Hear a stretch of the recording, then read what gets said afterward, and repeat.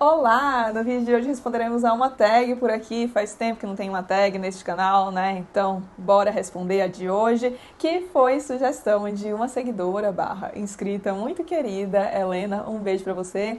E ela viu essa tag no canal da Laura, do Literapia e uns buquês de etc. Acredito que este seja o nome do canal da Laura. Eu vou deixar aqui linkado pra vocês. E eu achei a tag muito divertida. Foi a Laura mesmo quem criou. E ela é psicóloga, e eu acho que a tag tem tudo a ver com a profissão dela, porque o nome da tag é transtornos literários. Então ela pensa em alguns transtornos e pede pra gente relacionar algum livro a cada um deles. Aqui na descrição do vídeo eu vou deixar as perguntas direitinho. A Laura não fez isso no vídeo dela, não deixou as perguntas escritas, mas Laura... peço licença aqui, no caso, eu já fiz, né? Então não sei se a licença é tão válida assim. Enfim, tomei a liberdade de transcrever as perguntas e colocar aqui na descrição. Espero que esteja tudo bem. E vamos lá, então, começar com Ansiedade. Um livro que te deixou tão ansioso que você leu sem parar até terminar. Pode ser um livro um pouco usual para pôr nessa característica, mas é que esse livro aqui me deixou realmente impressionada com a velocidade em que eu li, que é um dos meus livros favoritos da vida, O Morro dos Ventos Uivantes, de Emily Brontë. Eu li este livro aqui quando eu estava no penúltimo ano da faculdade, se não me falha a memória, ou no antepenúltimo ano, não, acho que era no penúltimo ano mesmo, e eu já estava estagiando, sendo que eu fazia faculdade em Campinas e trabalhava em São Paulo, então a minha vida era uma loucura, e por isso que eu falo que me impressionou a velocidade, porque não era um período tranquilo da minha vida, e ainda assim eu consegui ler este livro, que tem uma quantidade de páginas considerável em coisa de 2, 3 dias no máximo. Eu lembro que teve uma madrugada que eu varei lendo este livro, que foi quando eu terminei, porque eu não conseguia parar de ler isso aqui. E eu digo que talvez seja pouco usual, porque eu conheço pessoas, inclusive tenho um amigo próximo que leu este livro e ele precisava ficar dando uns respiros, sabe? Porque realmente a história aqui é muito pesada, tem muita coisa ruim acontecendo, os personagens, em sua esmagadora maioria, são pessoas horrorosas. Mas, gente, eu amei demais isso aqui e não consegui parar de ler até terminar. Então, Ansiedade, nada mais justo que O Morro dos Ventos Uivantes. E, jovem senhora que sou, a galera que me acompanha sabe que me fazer ficar acordada até de madrugada é algo difícil, mesmo que para ler. E aí vamos para o segundo transtorno, que é Síndrome de Estocolmo. Um livro que te fez sofrer muito, mas pelo qual você se apaixonou. Ah, gente, vocês sabem que eu sou leitora voraz de desgraceira, né? Eu gosto de ler desgraça mesmo. Então, tô olhando aqui, boa parte da minha estante poderia se encaixar nessa categoria, mas escolhi um dos meus favoritos da vida também, David Copperfield, do Dickens. Gente do céu, como sofre David Copperfield. É impressionante. Você vai lendo, aí é desgraça, desgraça, aí você fica, ai meu Deus, acabou, tá tudo bem agora. Não, dali a 2 páginas acontece uma nova desgraça, aí você fica, socorro. E o David é muito bonzinho, sério, que pessoa preciosa. Aí você vê o pessoal fazendo maldade com ele, maldade acontecendo também com pessoas próximas ao David, que também são maravilhosas. Bom, eu não posso falar muito além disso aqui, porque senão eu vou acabar me empolgando e soltando algum spoiler do livro, alguma coisa aí que quem não leu talvez não queira saber. Mas, sério, livro maravilhoso, porém, vá preparado para sofrer, porque isso aqui, ó, é sofrência pura. Terceiro transtorno, estresse pós-traumático. Um livro que te deixou tão traumatizado que você acabou ficando um tempo com ressaca literária. Tenho alguns em mente, mas escolhi um para mostrar aqui que, gente do céu... Ai, como eu sofri para ler este livro, hein? Apesar de maravilhoso, foi um sofrimento, que é Doutor Fausto, de Thomas Mann. E foi traumático, especialmente porque eu... Gente, ai, não sei o que tá, não sei o que tinha na minha cabeça naquele momento, mas eu escolhi simplesmente este livro aqui para ser a primeira leitura conjunta que eu ofereci na minha vida. Foi a primeira leitura conjunta aqui do canal, tem playlist, aliás, com vídeos comentando capítulo a capítulo, vou deixar aqui, caso você queira ler um dia. E eu lembro que Eu comecei a ler o livro e fiquei, gente, em que eu me meti? Porque este livro aqui é um livro complicado. É o livro mais erudito do Thomas Mann. Eu já li praticamente tudo que a gente tem publicado dele aqui. E, com certeza, os tidos como mais difíceis estão aí neste meio, como este Doutor Fausto e A Montanha Mágica, que talvez ainda apareça neste vídeo aqui. Mas Doutor Fausto, nossa, eu diria que é facilmente o livro mais difícil que eu já li, porque tem muita referência aqui, muita coisa que eu com certeza não peguei, tem umas discussões bastante cabeçudas e foi leitura conjunta, então eu tive que me inserir bem no meio do livro, pesquisar bastante, foi uma leitura bastante exaustiva. Já seria exaustiva se eu estivesse lendo sozinha, mas encabeçando uma leitura conjunta foi ainda mais exaustiva. Eu lembro que eu fiquei com uma boa ressaca literária depois disso aqui, mas valeu a pena, porque Thomas Mann sempre vale a pena. Essa é a verdade. Vamos agora para o quarto transtorno, que é somatização. Um livro que te envolveu tanto que você sentiu na pele as situações vivenciadas pelos personagens. Nossa, gente, quando eu li isso aqui, veio a imagem de um livro, de um único livro na minha cabeça, que é este Crime e Castigo, de Dostoiévski. Meu Deus do céu. Eu fiz uma primeira tentativa de ler este livro quando eu tinha uns 16 anos, eu acho. Foi a minha porta de entrada para a literatura russa. Pois é, não recomendo que façam isso. Eu lembro que eu comecei a ler e eu fiquei, gente, o que é isso? Aí larguei e eu lembro que eu demorei para voltar a ter outro contato com a literatura russa. Eu acho que foi lá para os 19, 20 anos que eu fui tentar de novo, porque eu tinha ficado um pouco traumatizada com Dostoiévski, mas aí fui ler de novo e aí você vê, né, que, se bem que nem sei se dá pra falar de maturidade com o que, uns 3, 4 anos depois da primeira tentativa. Bom, amadureci um pouco, assim espero.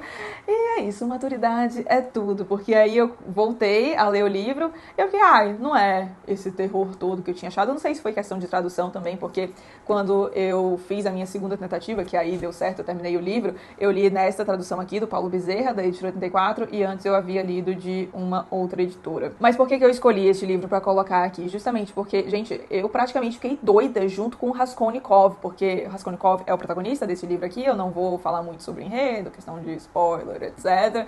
Mas ele tem alguns surtos psicológicos aqui, umas viagens internas, é aquela coisa, aquele sentimento, aquela paranoia, loucura, e ele ia tendo esses surtos e eu sentia que eu tava entrando naquilo junto com ele, sério. Tinha capítulos em que eu realmente ficava com dor de cabeça, me sentia, não chegava a ficar com febre mesmo, mas sentia meio que um estado febril, tal qual Raskolnikov. Então, Dostoiévski merece aí palmas pelo trabalho que ele fez aqui, porque é realmente algo louvável. Eu nunca tinha sentido algo parecido lendo livro algum, mas aqui aconteceu e não tinha como não ser ele para este transtorno. Vamos agora para Não, esse já é a somatização, né? Vamos para transtorno bipolar. Um livro que te fez chorar muito e também morrer de rir.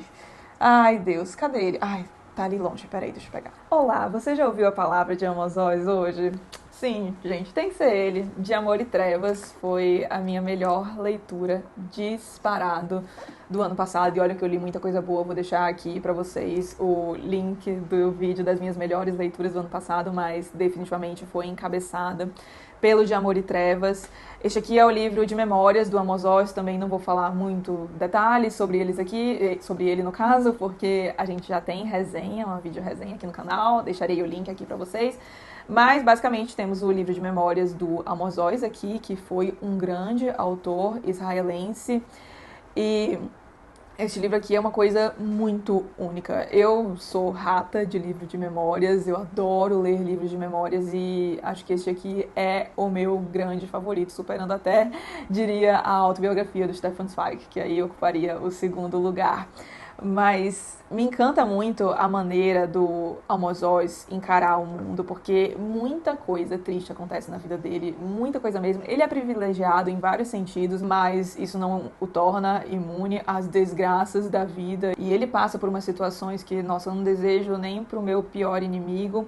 E aí, essas são as partes muito tristes do livro, mas ao mesmo tempo a gente tem passagens lindas aqui e passagens muito bem humoradas. Sério, eu gargalhei várias vezes lendo esse livro aqui, porque o Amos Oz é muito engraçado. E eu acho que ele vive muito por uma frase que ele ouviu da avó dele, de uma das avós, que dizia algo como: quando você tiver chorado todas as suas lágrimas, comece a sorrir. E a gente vê muito bem isso aqui neste livro. É aquele tipo de livro que numa página você tá, meu Deus do céu, chorando, e na outra você tá gargalhando, porque Amazóis é isto.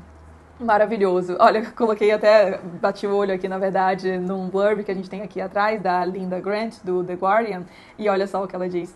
É um dos livros mais engraçados, trágicos e comoventes que já li. E eu concordo 100% com isso. Síndrome de Peter Pan, um livro que fez você querer voltar para a infância e ficar um tempo lá. Está aqui. Trouxe o primeiro volume para simbolizar a série inteira, na verdade. Esse aqui é Harry Potter, então, e a Pedra Filosofal. Eu acho que porque revisitar isso aqui traz aquele gostinho de infância, né? Harry Potter fez muito parte do imaginário da infância da minha geração, e acredito que a geração um pouco antes da minha. Eu nasci em 1996, e revisitar essa história, vira e mexe eu ouço audiolivro de algumas partes, até pego aqui e revejo as marcações que eu fiz.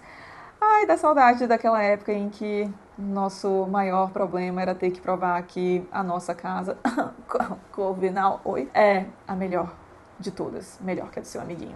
Então, Harry Potter. Depressão, um livro tão triste que você demorou para se recuperar. Bom, como eu disse aqui, né, leitora de desgraceira que sou, tenho muitos que poderiam ser a resposta desta aqui, mas escolhi um livro que foi lido na minha adolescência, e acho que foi o livro, assim, que é a memória mais forte que eu tenho de ter sentido muita tristeza, fora a infância, né, mas a infância a gente fica meio que triste por qualquer coisa, né, então vou desconsiderar isso aí.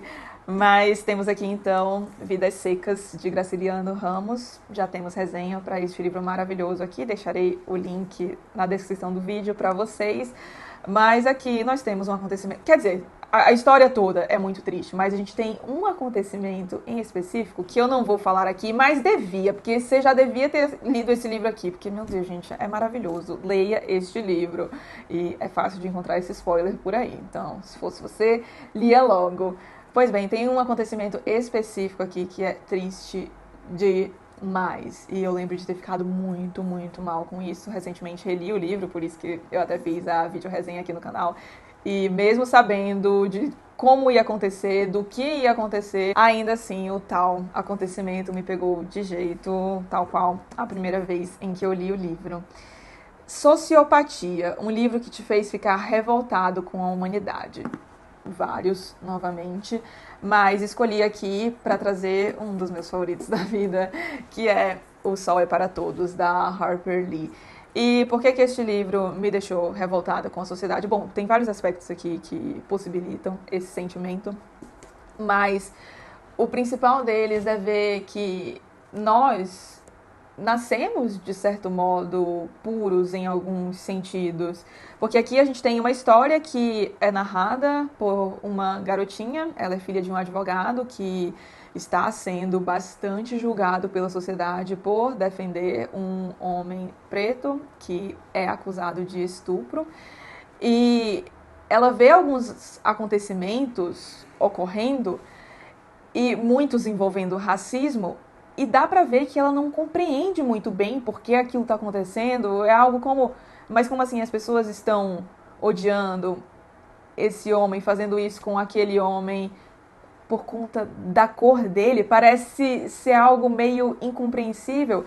E aí, depois, fora do livro agora, você imagina a atitude que você vê de pessoas até jovens, tendo aí preconceito, racismo, etc., e você fica pensando, eu pensei muito, pelo menos isso, ao longo da leitura. Eu fiquei, meu Deus do céu, como é que a gente vai de uma scout da vida, que é a narradora do livro aqui, pra uma pessoa preconceituosa, um negócio tão horrível. Enfim, foi uma questão que me deixou muito triste, assim, lendo este livro, ver como a gente consegue poluir, como a nossa sociedade doentia consegue poluir o imaginário infantil desse jeito e produzir adultos horrorosos, como os que, infelizmente, nós temos aí a rodo. Então, Sol é para Todos. Recomendo muito a leitura deste livro. Transtorno Narcisista, um livro com o qual você se identificou tanto que pensou que foi escrito para você. Essa foi outra das perguntas que foi fácil assim, de responder, porque me veio a imagem de um único livro na cabeça.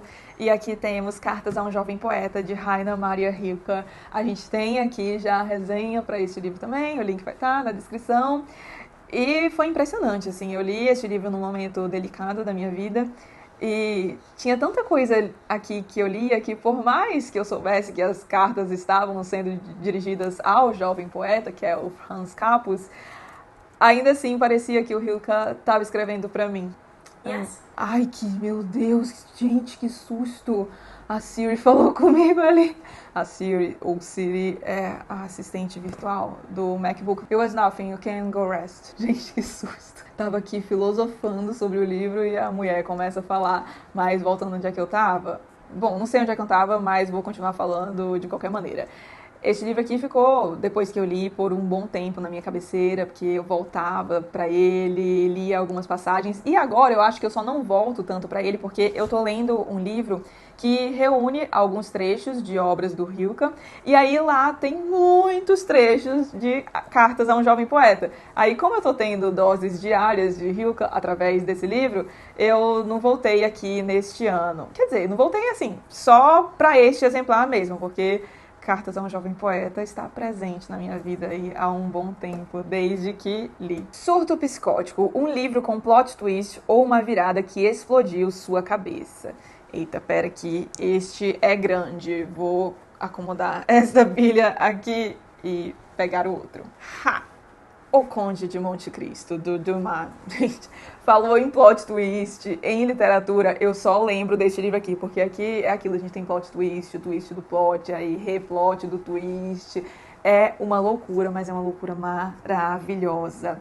O Dumas escreveu numa época em que se ganhava por linhas, ou era por lauda, na verdade.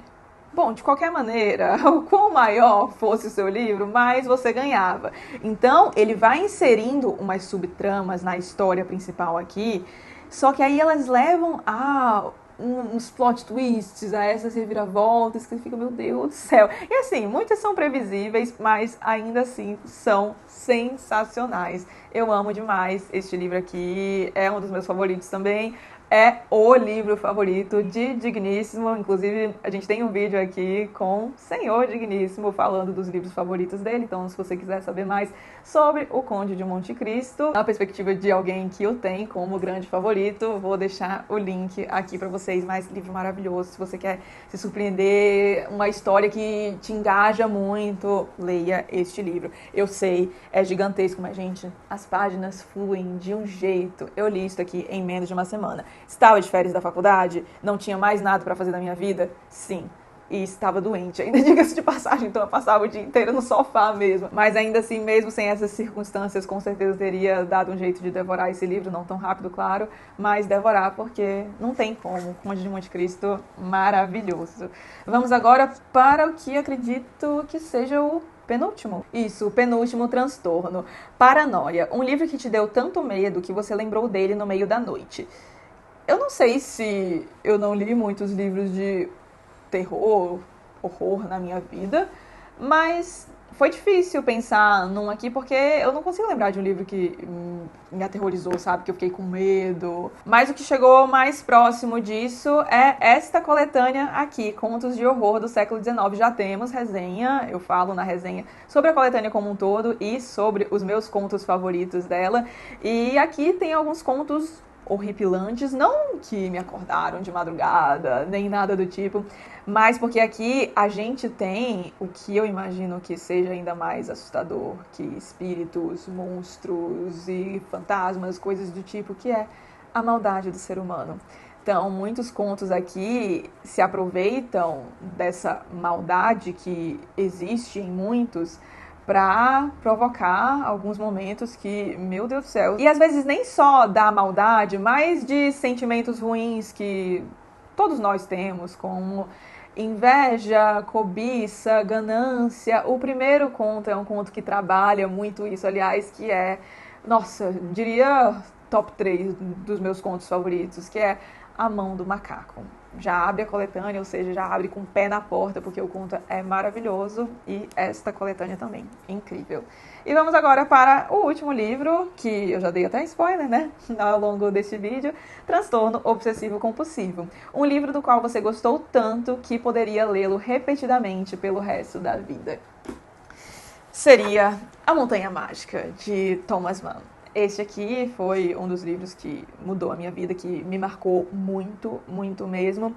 E eu escolhi este livro aqui porque é um livro que eu pretendo reler muitas vezes ao longo da vida, e justamente pelo fato de que este aqui, penso eu, é um dos livros mais múltiplos que já foi escrito.